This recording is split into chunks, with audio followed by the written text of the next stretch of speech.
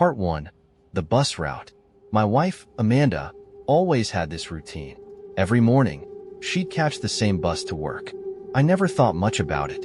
We're both creatures of habit, and I'd drive to my job while she hopped on that bus like clockwork. At first, it was just background noise. "Oh, the bus driver's so nice," or "Tom, that's his name," said he's switching routes next month. I'd nod, half listening. Why would I care about a bus driver? But then she started getting home later. "Work's been crazy," she'd say, looking distracted. I'd ask if she wanted to talk about it, and she'd wave me off. "Just tired, honey. Let's drop it." Fine. Everyone gets tired, right? Part 2. Little clues. A few months passed, and things got weird. Amanda started dressing differently. Sexier. Tighter clothes, low-cut tops, skirts that didn't quite reach her knees. "What's the occasion?" I joke. She'd roll her eyes. "Can't a woman look nice for herself?" she snapped. Of course, she could. But the Amanda I married didn't care much for makeup or high heels. Now, she was strutting around like she was on a runway. And let's not forget her phone. Always buzzing, always in her hand, always locked. "Work emails," she'd say when I asked. "At 11 p.m.? She'd glare at me like I was crazy. "Jesus, are you going to interrogate me every time I get a text?" I backed off. For a while. Part 3. Uncomfortable realizations. One day, I got off work early and decided to surprise Amanda. I thought maybe we'd grab dinner, catch a movie, something spontaneous. I drove by the bus stop where she usually got off. She wasn't there. Instead, I saw her walking out of a coffee shop with a man I'd never seen before. Tall, broad shoulders, and wearing a bus driver's uniform. They were laughing, her hand lightly brushing his arm. My stomach twisted, but I convinced myself it was innocent. Amanda's friendly. She talks to everyone. Still, I couldn't shake the feeling. Part 4. Late night confessions. That night, I brought it up. "Saw you with your bus driver today. What's his name? Tom, right?" Her face froze for a split second before she plastered on that fake smile. "Yeah, Tom. He's nice. We were just grabbing a quick coffee before his shift. Didn't know you guys were close." She shrugged, looking annoyed. "I see him every day. It's not a big deal." "Okay," I said, letting it drop, but my gut told me otherwise. Part 5. Crossing the line. Weeks later, Amanda went out with friends one evening. I stayed home, catching up on some work. Around midnight, I realized she wasn't back yet. I texted her. No response. I called her. Straight to voicemail. Finally, I decided to go looking. Driving around aimlessly, I spotted her car parked in a dark, empty lot near a park. My heart sank as I pulled up behind it. I got out and walked closer, my hands shaking. Inside, through the fogged-up windows, I saw them. Amanda and Tom. Naked, tangled together in a frenzy of limbs. They didn't even notice me standing there, staring in disbelief. Part 6. The confrontation. I banged on the window, hard enough to startle them. Amanda screamed, scrambling to cover herself. Tom looked like he wanted to melt into the seat. "What the hell is this?" I shouted. Amanda rolled down the window, her face twisted in anger. "Are you insane? What are you doing here?" "Me? What am I doing? What the F*** are you doing, Amanda?" "It's not what it looks like," she stammered, her voice shrill. I laughed bitterly. "Really? Because it looks like my wife is screwing her bus driver in a parking lot." Tom tried to chime in, mumbling some apology, but I cut him off. "Shut up. You don't get to talk." Amanda climbed out of the car, still half-dressed. "You're being ridiculous," she hissed. "This is your fault, you know. You've been so distant lately." My jaw dropped. "My fault? Are you kidding me right now?" She crossed her arms, defiant. "If you'd been paying more attention to me, I wouldn't have needed to find it somewhere else." Part 7. The breaking point. I stared at her, my mind racing between disbelief, anger, and humiliation. Tom tried to slip away, but I grabbed him by the collar. "Where the hell do you think you're going?" Amanda shrieked. "Let him go. He's got nothing to do with this." "Nothing to do with this?" I yelled back. "He's balls deep in my wife, Amanda. I'd say he's got plenty to do with this. Tom stammered something about being sorry, but I wasn't listening. My fists were clenched, my vision blurred with rage. I wanted to hurt him, make him pay for disrespecting me, for ruining my marriage. But deep down, I knew Amanda was the real villain here. She'd lied to me for months, played me for a fool, and now she stood there, defiant, as if I was the problem. I let go of Tom, shoving him back toward the car. "Get out of my sight," I growled. He didn't need to be told twice. He scrambled into the driver's seat and peeled out of the lot, leaving Amanda and me alone in the aftermath of her betrayal. Part 8.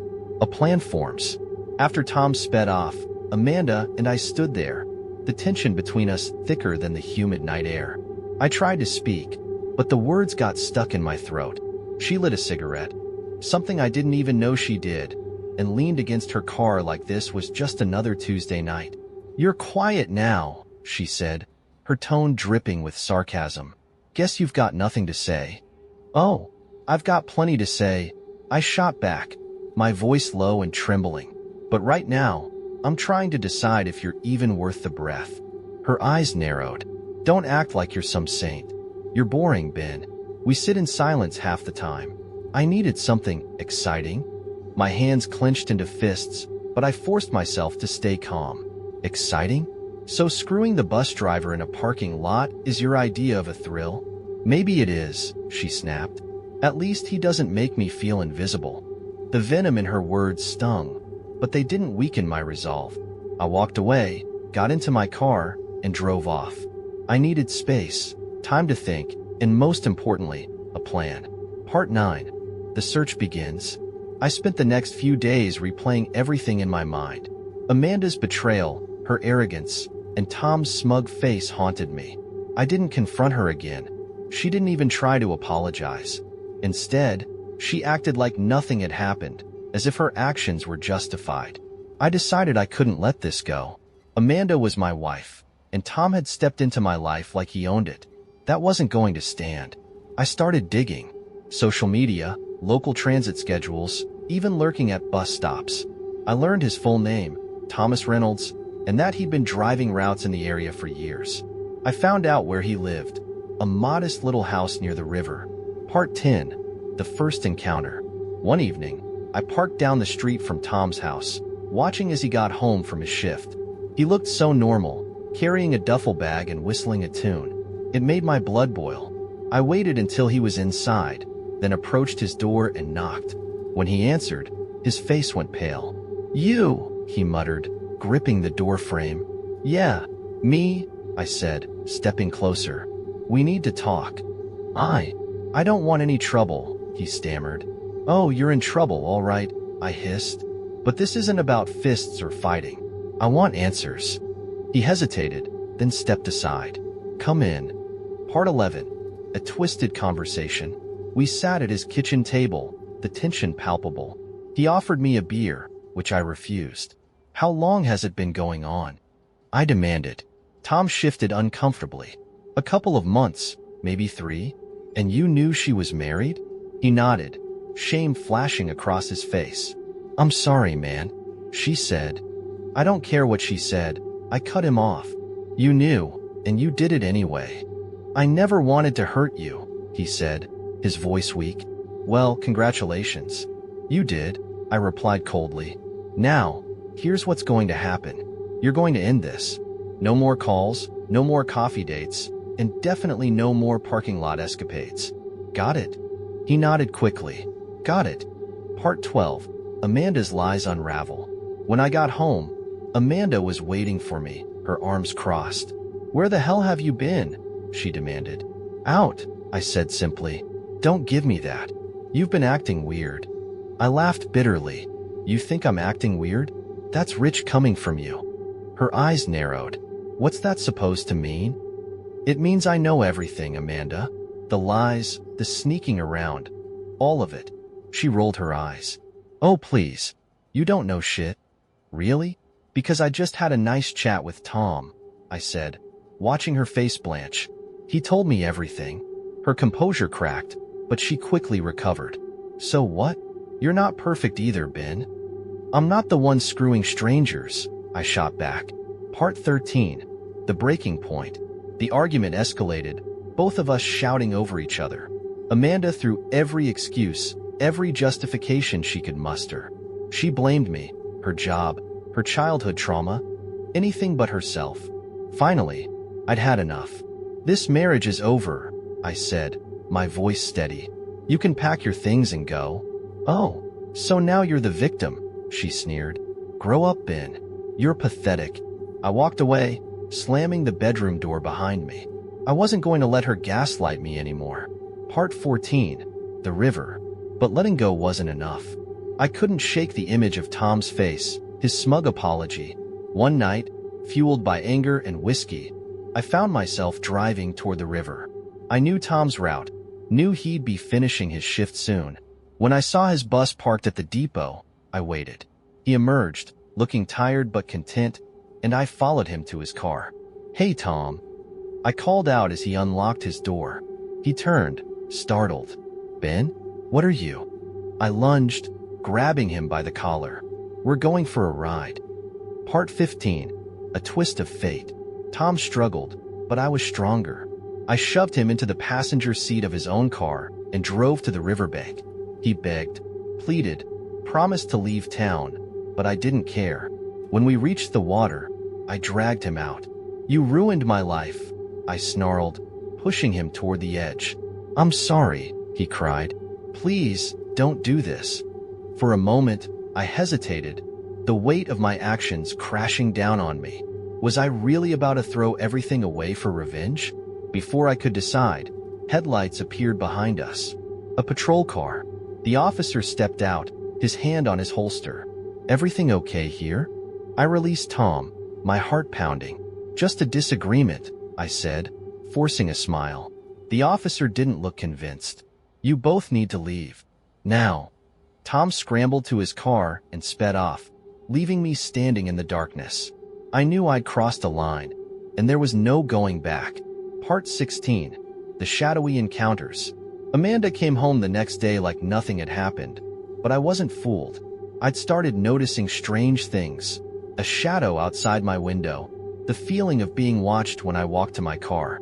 It wasn't paranoia. Something, or someone, was lurking. It wasn't long before I discovered why. As I delved deeper into Amanda's secrets, I stumbled upon cryptic messages on her hidden second phone. They weren't just from Tom. There was another name, Eve. The tone was dark, intimate, and chilling. Eve, you're unraveling him well. Soon, we'll both have what we want. Part 17. Eve's entrance. Eve wasn't just a random woman. When I tracked her down, she exuded an air of eerie elegance, her presence almost otherworldly. She greeted me with a smile that didn't reach her eyes. You're Amanda's husband, aren't you? She said smoothly, as if she'd known me for years. Who are you? And what's your game? I demanded. Eve tilted her head, her eyes gleaming. The real question is, do you really know who Amanda is? Part 11. The hidden child. Eve's cryptic words gnawed at me for days. It wasn't until I confronted Amanda again that she cracked under pressure. Amidst her hysterics, she let slip the existence of a child, her child. I did it all for her. Amanda screamed. You wouldn't understand. You're so ordinary. Her words stung, but my focus shifted to the revelation. Her? Who's her, Amanda? Before she could answer, Eve appeared, stepping from the shadows of our driveway. I think it's time you met Sarah, she said, her voice smooth as silk. And just like that, my world tilted again. Part 12. The two men. Eve wasn't the only new presence in our lives. One night, after weeks of unraveling lies, two men arrived at my doorstep.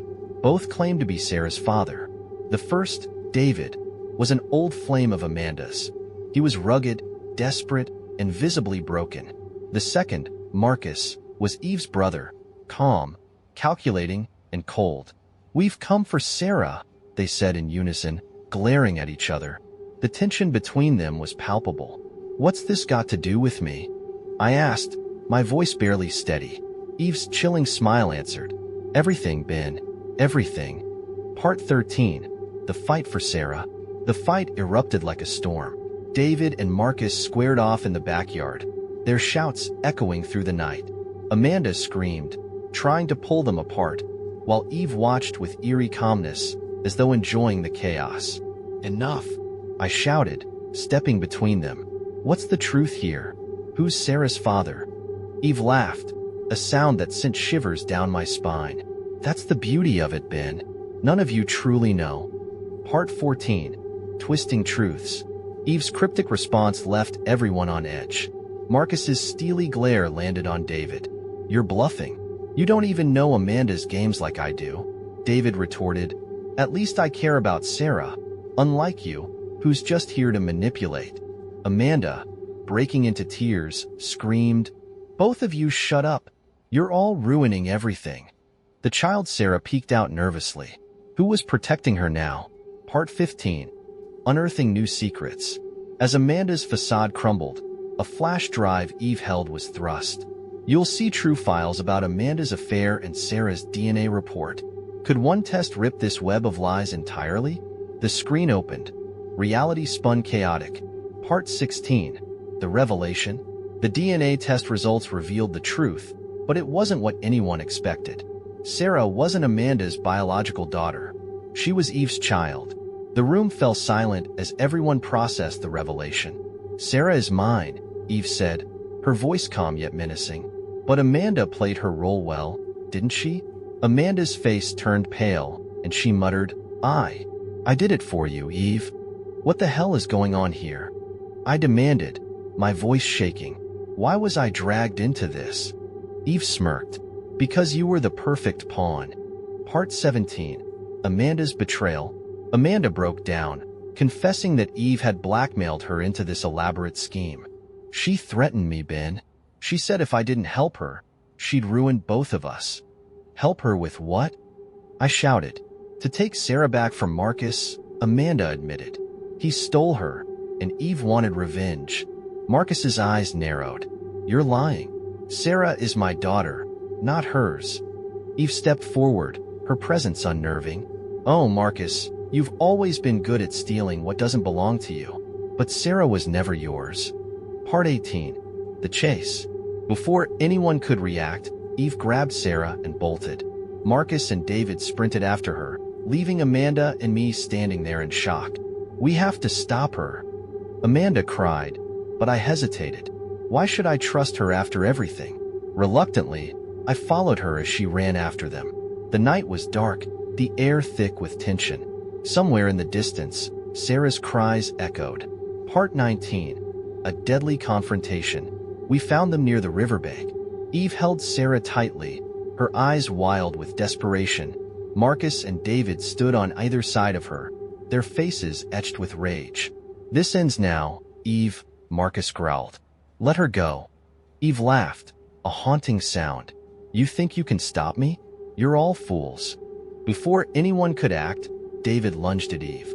The two of them struggled, their fight spilling dangerously close to the water. Marcus tried to intervene, but Eve pulled a knife, slashing wildly. Part 20. The Fall. In the chaos, Eve lost her footing and fell into the river, still clutching Sarah. Without thinking, I dove in after them. The icy water hit me like a shock, but I fought through it, my only thought on saving the little girl.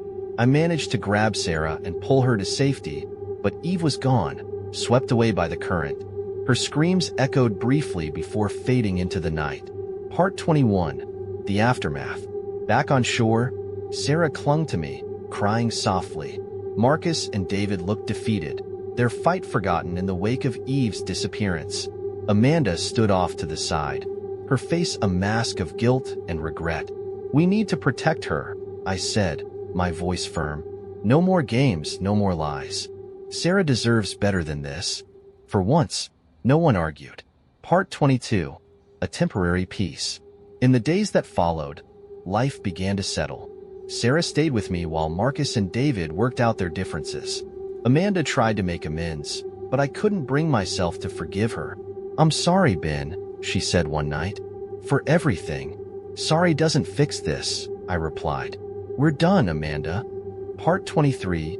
Eve's Shadow. Just when we thought it was over, strange things started happening. Lights flickering, shadows moving where there shouldn't be any, and Sarah waking up screaming about a woman in her room. "She's back," Sarah whispered one night. "Eve's not gone." The fear in her eyes sent chills down my spine. Part 24. The Haunting. The disturbances escalated. Doors slammed on their own, whispers filled the air, and Sarah refused to sleep alone. It felt like Eve's presence lingered, her anger and desperation refusing to let go. Amanda tried to help, but her guilt only seemed to feed the chaos. "This is my fault," she said, tears streaming down her face. "I brought her into our lives." Part 25. Confronting the Past. Desperate for answers, I dug into Eve's past. What I found was chilling. A history of manipulation, obsession, and revenge.